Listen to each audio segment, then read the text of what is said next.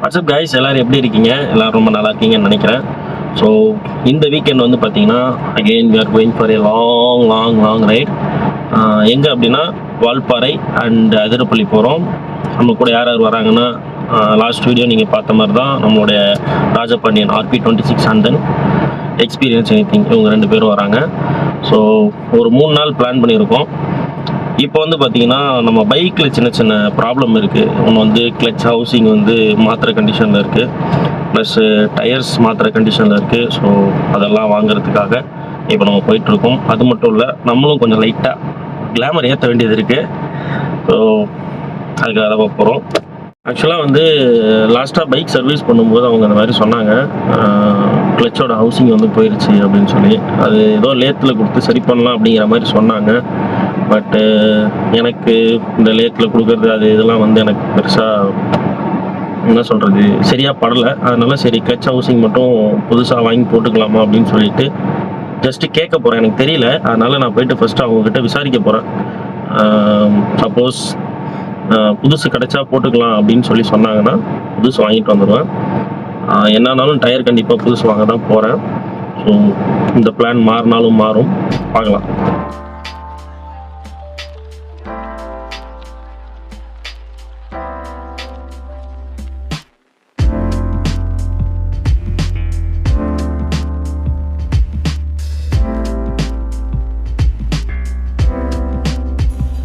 ஃபைனலாக வந்து பார்த்திங்கன்னா வண்டி வந்து சர்வீஸ் பண்ணியாச்சு. வண்டியில் என்னென்ன ஃபால்ட்டோ அதெல்லாம் சரி பண்ணியாச்சு.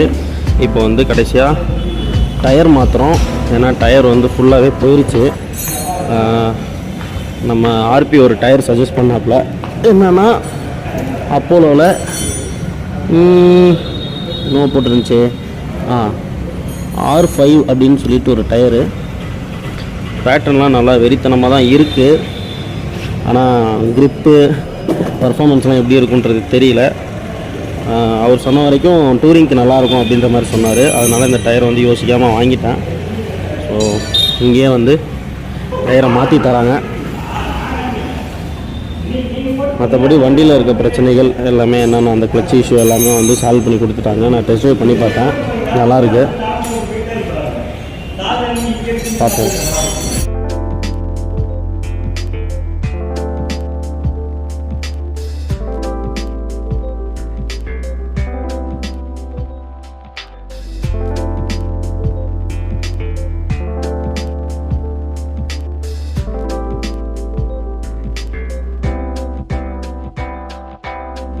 Hey guys, good morning. எல்லோரும் எப்படி இருக்கீங்க? எல்லோரும் ரொம்ப நல்லா இருக்கீங்கன்னு நினைக்கிறேன்.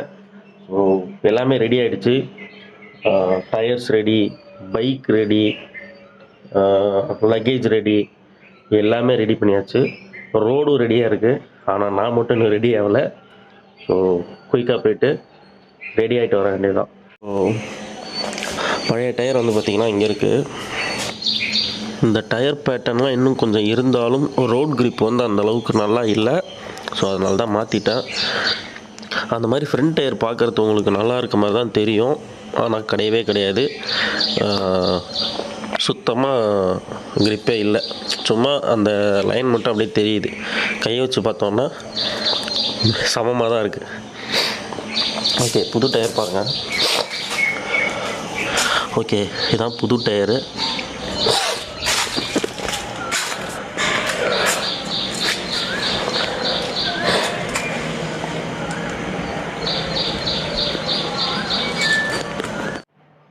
ஓகே, டைம் வந்து பார்த்தீங்கன்னா கரெக்டாக 5:50 ஆகுது. குயிக்காக கிளம்பி போயிட்டு முடி வெட்டிட்டு அதுக்கப்புறம் தான் கிளம்பணும் ரைடுக்கு. RP 7 மணிக்கெலாம் வந்து சேர்ந்து ராஜா அப்படின்னு சொல்லியிருக்கான். பார்ப்போம், நம்ம குயிக்காக வந்து கிளம்ப பார்ப்போம். ஸோ ஃபைனலாக வந்து ட்ரிப்புக்கு கிளம்பிட்டோம். வண்டி ரெடி, நானும் ரெடி. RP நம்மளுக்காக வெயிட் பண்ணிட்டுருக்காரு. டைம் வந்து பார்த்திங்கன்னா 9 ஆகிடுச்சு. ஸோ இங்கேருந்து ஸ்ட்ரைட்டாக கிளம்பி திருச்சி போயிட்டு, திருச்சியில் சின்ன வேலை இருக்குது, நான் அதை அங்கே போயிட்டு சொல்கிறேன். அந்த வேலையை முடிச்சுட்டு அதுக்கப்புறம் ஸ்ட்ரைட்டாக வால்பாறை தான் போயிட்டே இருக்க வேண்டியதுதான். ஓகே, ஸோ கைஸ் கிளம்பிட்டோம். ஸ்ட்ரைட்டாக வந்து திருச்சி போக வேண்டியதுதான். நேற்று டயர் மாற்றின இடத்துல அவங்க க்ளோசிங் டைம் அப்படிங்கிறனால செயின் வந்து கொஞ்சம் கூட அவங்க அதை கண்டுக்கவே இல்லைங்க. அப்படியே ஒரு மாதிரி ரொம்ப டைட்டாக வச்சுட்டாங்க. ரொம்ப டைட்னா சுத்தமாக மூமெண்ட்டே கிடையாது செயினில், அந்தளவுக்கு டைட்டு.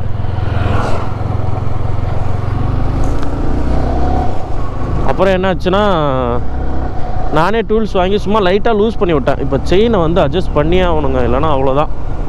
ஏன்னா செயின் ரொம்ப டைட்டாக வச்சுருக்காங்க.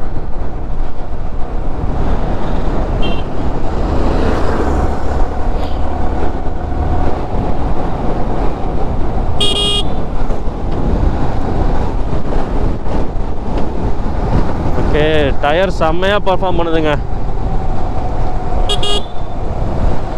நல்லா இருக்கு, ஒரு எக்ஸ்ட்ரா கான்ஃபிடென்ஸ் இருக்கு.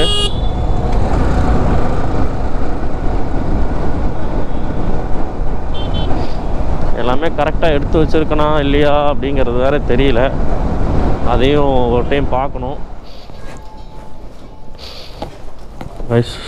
பைக்குக்கு வந்து அந்த செயின் வந்து ரொம்ப டைட்டாக இருக்குன்னு சொல்லியிருந்தேன் இல்லைங்களா, அதை வந்து இப்போ லைட்டாக லூஸ் பண்ணுறோம்.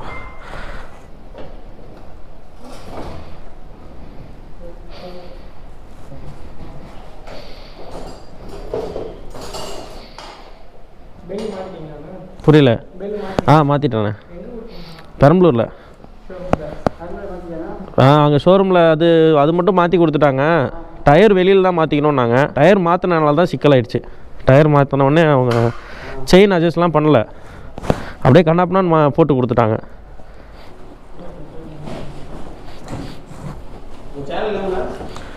டிசிடி டைரி. இப்போ வந்து செயின்லாம் வந்து கம்ப்ளீட்டாக அட்ஜஸ்ட் பண்ணியாச்சு. அப்படியே கிளம்ப வேண்டியதான். சரிங்க ஜி, பார்க்கலாம். வரேண்ணா.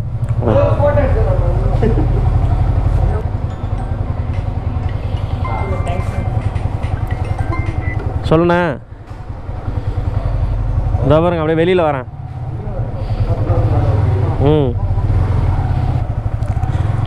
சரி, ஓகே கைஸ், அப்படியே கிளம்ப வேண்டியதான். ஸோ திருச்சியில் இன்னொரு வேலை இருக்குதுன்னு சொன்னேன் இல்லைங்களா, அது வேறு எந்த வேலையும் இல்லைங்க, இந்த வேலை தான். ஆறாரு காரில் யாராவது வெட்டியாக இருந்தீங்கன்னா என்ன வீடியோ எடுத்துகிட்டே வாங்க.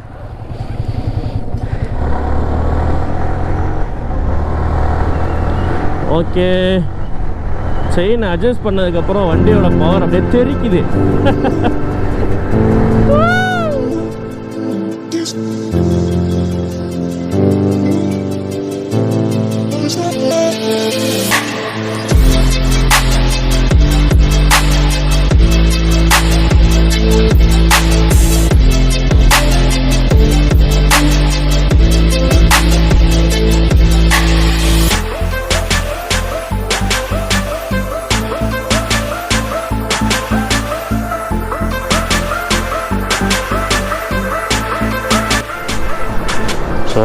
ஆண்ட வேலை நெடுங்கூர் அப்படிங்கிற ஊரில் அப்படியே நிறுத்தி தண்ணி குடித்தேன். இந்த மாதிரி இந்த ஹைட்ரேஷன் பேக் வந்து ஃபில் பண்ணிக்கிட்டேன். பெரம்பலூர்லாம் தாண்டி வந்தாச்சு. ஸோ திருச்சிக்கு வந்து பார்த்திங்கன்னா இன்னொரு 35 கிலோமீட்டர் இருக்குது.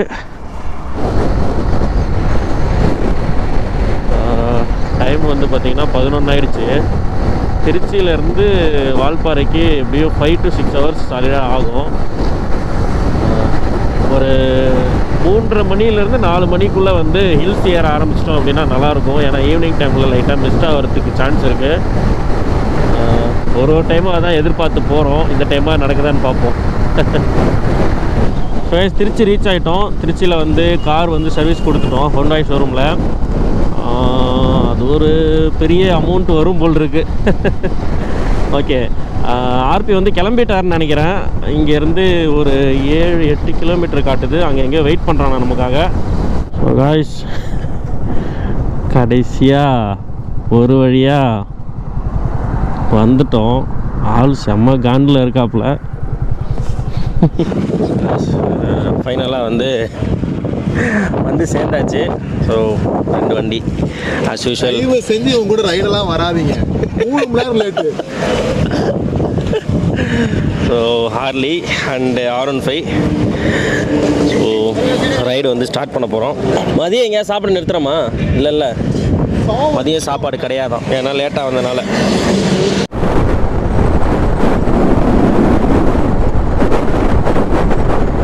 விண்டு ஓவராக இருக்கு.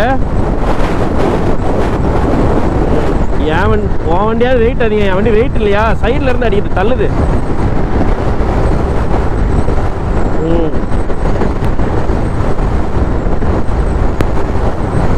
ஆமாம் ஆமாம், இந்த பக்கம் அதிகமாக மரம் பில்டிங்லாம் எதுவும் இல்லைல்ல, வெட்ட வெளியாக இருக்குனால நல்லா அடிதாட்டு இருக்கு.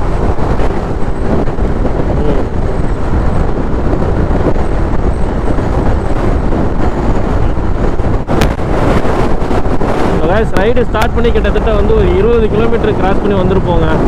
செமையாக இருக்குது, ஜாலியாக போயிட்டுருக்கோம். இன்டர்காம் வேறு வாங்கி கொடுத்துட்டான். அப்படியே ஜாலியாக கதை பேசிகிட்டே போயிட்டுருக்கோம்.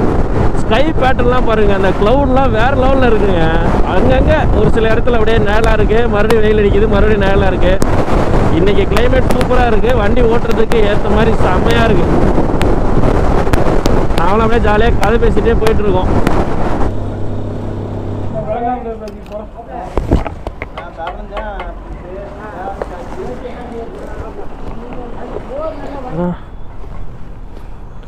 இன்டர்காம் வாங்கினது ரொம்ப நல்லதாக போச்சுங்க. அப்படியே ஜாலியாக கதை பேசிகிட்டே போகிறோம். போர் அடிக்கும் அடிக்காது, தூக்கம் வரும் வராது.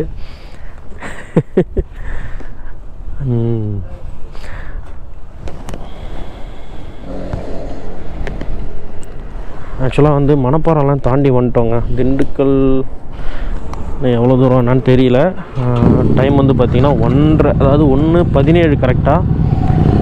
ஸோ இதுக்கப்புறம் அப்படியே ஃபாஸ்ட்டாக போக வேண்டியதான். இது வரைக்கும் ரஷ் பண்ணல, பட்டு ஒரு 90லே க்ரூஸ் பண்ணி வந்துட்டுருக்கோம். 80 to 90 அந்த மாதிரியே க்ரூஸ் பண்ணி வந்துட்டுருக்கோம்.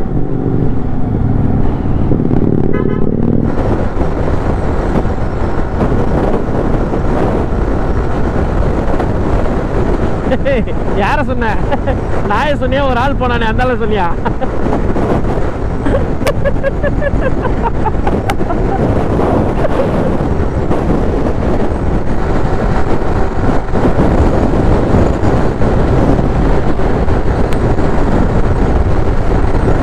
காத்து அப்படியே நம்மளை பரட்டி போட்டுற மாட்டிருக்கே.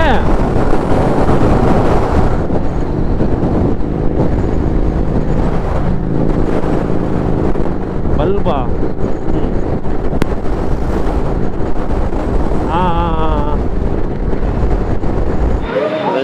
திண்டுக்கல் வந்துட்டோம். ஸோ அப்படியே சாப்பிட்டு போயிடலாம் அப்படின்னு சொல்லிட்டு பொன்ராம் பிரியாணி அப்படிங்கிற ரெஸ்டாரண்ட்டில் வந்து இப்போ சாப்பிட போகிறோம். சாப்பிட உட்காந்துட்டோம். ஆர்பி வந்து எக் பிரியாணி சொல்லியிருக்காரு, நான் ஒரு மட்டன் பிரியாணி சொல்லியிருக்கேன். அப்புறம் என்னது பார்பிக்கு தானே, பார்பிக்கு சொல்லியிருக்கோம். சாப்பிட்டுட்டு இன்னும் வரல, வெயிட் பண்ணிகிட்ருக்கோம். ரெஸ்டாரண்ட் செம்மையாக இருக்குங்க. அது என்னது பொன்ராமா? பொன்ராம் ஸ்கொயர் செம்மையாக இருக்குது ரெஸ்டாரண்ட்டு. ஏசி அள்ளுது.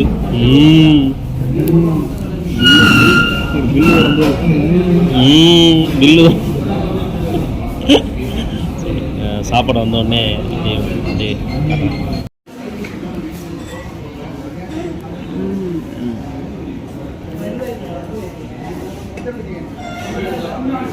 ஆரம்பிக்கலாம். 20 minutes later. நல்லா சாப்பிட்டு முடிச்சாச்சு. வயிறு ஃபுல்லாகிருச்சு. இப்போவே லைட்டாக தூக்கம் கண்ணை கட்டுது. நம்மால் வந்து என்ன சாக்லேட் ஷேக்கா?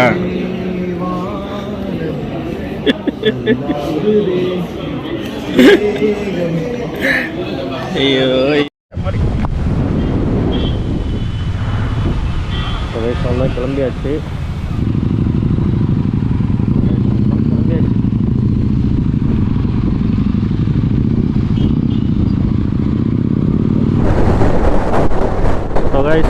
ஒட்டம் சத்திரம் பைபாஸில் போயிட்டுருக்கோம். ஸோ இது வந்து பார்த்திங்கன்னா ஒரு 4 லைன் ரோடு, அடித்து நவுத்திட்டு போயிட்டே இருக்கலாம். ஆனால் கொஞ்சம் தூரம் தான், ரொம்ப தூரம்லாம் கிடையாது. ஸோ இந்த ஒரு ஸ்ட்ரெச்சை வந்து எவ்வளோ ஃபாஸ்ட்டாக கிராஸ் பண்ண முடியுமோ அப்படியே கிராஸ் பண்ணி போயிட்டே இருக்கிறது தான். ஏன்னா நமக்கு டைம் இல்லை. மணி வந்து 3:20 ஆச்சு. எந்த அளவுக்கு சீக்கிரமாக போவோமோ அந்தளவுக்கு நம்ம வந்து கொஞ்சம் வியூஸ்லாம் என்ஜாய் பண்ணலாம். அதனால் அப்படியே ஃபாஸ்ட்டாக போயிட்டுருக்கோங்க. பார்ப்போம் கைஸ். அப்படியே அந்த வியூ பாருங்க, செம்மையாக இருக்குது. அதே பாருங்க.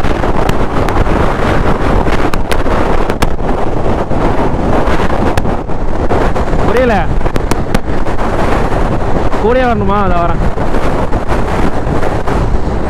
கைஸ். சரியான விண்ட் பிளாஸ்ட்டுங்க, சுத்தமாக வண்டி ஓட்டவே முடியல. ஃபுல் த்ராட்டில் கொடுத்தாலும் கரெக்டாக 100ல் நின்றுடுது, அதுக்கு மேலே போகவே மாட்டேங்குது. பழனி ரீச் ஆகிட்டோம். ஸோ இங்கேருந்து வால்பாறை வந்து பார்த்திங்கன்னா 122 கிலோமீட்ரு, கரெக்டாக 3 ஹவர்ஸ் காட்டுது. உடுமலைப்பேட்டை போய் போகிற மாதிரி. லெஃப்ட்டு நான் தான் சொன்னேன் அங்கேயே. சரி சரி ஓகே.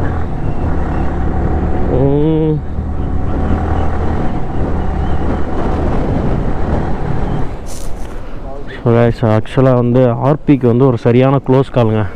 ஆனால் அப்படி இப்படி வண்டியை வந்து கஷ்டப்பட்டு கண்ட்ரோல் பண்ணி நிறுத்திட்டாரு. சரியான கிறுக்கு டிரைவருங்க, ஒரு வேன் டிரைவரு. இருப்பா வரேன். ஒரு வேன் டிரைவரு தான் முடிஞ்சு. ஒரு வேன் டிரைவரு லூஸ் மாதிரி வண்டியை வந்து அப்படியே வந்து யூ டர்ன் எடுக்கிறாங்க நடு ரோட்டில். ஜஸ்ட்டு மிஸ்ஸில் அப்படியே தப்பிச்சு வந்துட்டார். சரி அப்படியே அதோட வண்டி ஓட்ட வேணாம், ஒரு 5 நிமிஷம் அப்படியே சும்மா சின்னதாக ஒரு பிரேக் எடுக்கலான்னு சொல்லிட்டு ஆர்பி வண்டிக்கு லைட்டாக ஃபியூல் ஃபில் பண்ணிட்டு இருந்தாலும் வேணே பண்ணுறாரு. அங்கே பாருங்கள், அவர் தான் ஃபோன் பண்ணுறாரு. இங்கே இருந்துகிட்டு இருந்தாலும் இங்கே ஃபோன் பண்ணிகிட்டு இருக்காரு. நல்லா பாருங்கள். ஃபியூல் ஃபில் பண்ணிட்டு அப்படியே சும்மா ஒரு 5 நிமிஷம் சில் அவுட் பண்ணோம். இப்போ கிளம்புறோம்.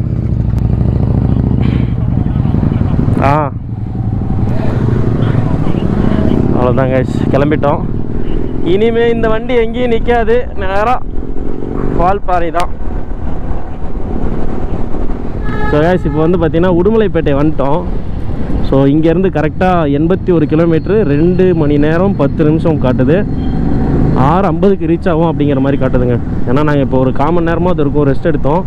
அது ரெஸ்ட்டுன்னு சொல்ல முடியாது, கொஞ்சம் மண்டையில் இருந்த ப்ரெஷரு, ஆமாம் அந்த டென்ஷன்லாம் கொஞ்சம் இறக்கி வச்சுட்டு ரிலாக்ஸ் ஆனோம். என்னப்பா இவ்வளோ பேர் நிற்கிறாங்க? பெரிய ஸ்கூல் இருக்காட்டிருக்கு. அது சரி.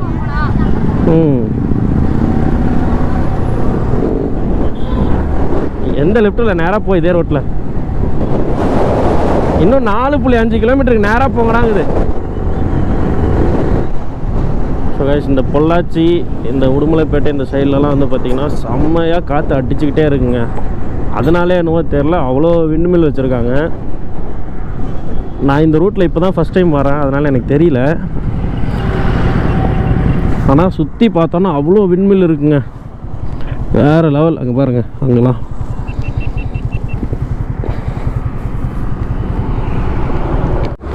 ஸோ கைஸ் இவர் வந்து பார்த்திங்கன்னா நம்ம ஆர்பியோட ஃப்ரெண்டு தீபு. இவர் உடுமலைப்பேட்டை தான். இவர் தான் வந்து நம்மளுக்கு வால்பாறையில் ஸ்டே பண்ணுறதுக்கு வந்து ரூம் அரேஞ்ச் பண்ணி தராரு. ரொம்ப ஸ்வீட்டான பர்சனுங்க, நல்லா ஜாலியாக பேசுகிறாரு. ஸோ அவரும் ஒரு ரைடர் தான், அவரும் லாங் ரைட்ஸ்லாம் போயிட்டு தான் இருக்கார். ஸோ அவர் வந்து இந்த டைம் நம்மளுக்கு ரூம் அரேஞ்ச் பண்ணி தர விஷயத்தில் ஹெல்ப் பண்ணியிருக்காரு. ஸோ ரூமோடைய டீட்டெயில்ஸ் எல்லாமே கொடுத்துட்டாரு. அந்த ரூமுக்கு ஸ்ட்ரைட்டாக வந்து மேப்பும் போட்டாச்சு. ஃபோனில் சார்ஜ் கம்மியாக இருக்கனால சார்ஜ் போட்டுக்கிட்டேன். நெக்ஸ்ட்டு ஸ்ட்ரைட்டாக வால்பாறை ஹில்ஸில் ஏற வேண்டியதான். இங்கேருந்து பார்க்கும்போதே வந்து மேகமூட்டம்லாம் பயங்கரமாக இருக்குது, அதனால் பயங்கரமாக மிஸ்ட் இருக்குன்னு நினைக்கிறேன். மழை வேறு பெஞ்சிட்ருக்கதா சொல்கிறாரு. செம்மையாக இருக்க போது, செம்ம ஃபன்னாக இருக்க போகுது.